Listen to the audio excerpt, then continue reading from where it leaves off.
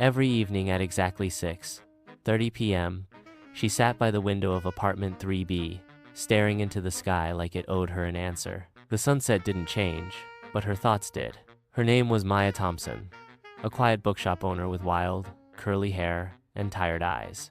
She spoke little, smiled rarely, and wrote often. The neighbors said she was strange, always scribbling letters and burning them in a glass bowl on the balcony. What they didn't know was that each letter began with, "Dear Liam." Liam Andrews had been gone for 5 years. Not dead, just gone. They met in college.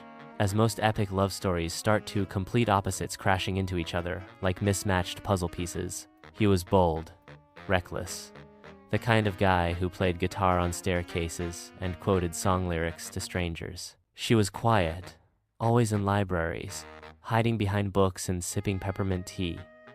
But from the first moment their eyes met across the sociology lecture hall, something shifted. On their third date, Liam looked her in the eyes and said, "I think I've loved you in another life."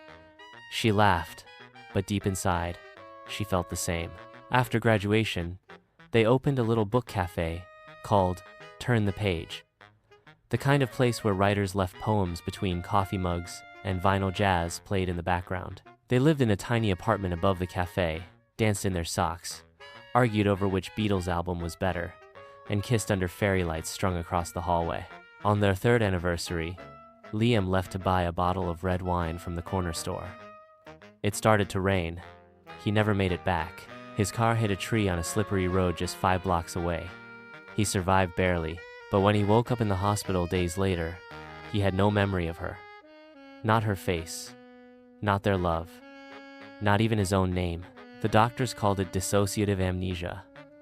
They said it might be temporary. It wasn't.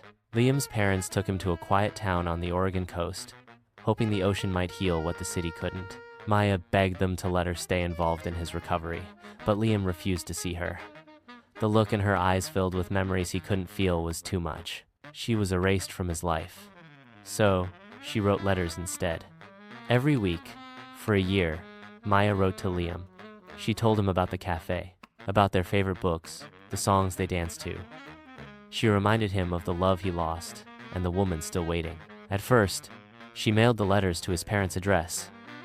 When they were returned unopened, she began to burn them. "If I send them to the sky," she whispered to the wind, "maybe the wind will carry them to his heart." 5 years passed.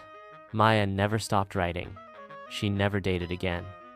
Her friends tried, but no man ever reached her the way Liam had. She turned her cafe into a community hub for dreamers, writers, and broken hearts.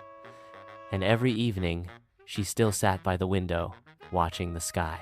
Then, one afternoon in early spring, a man walked into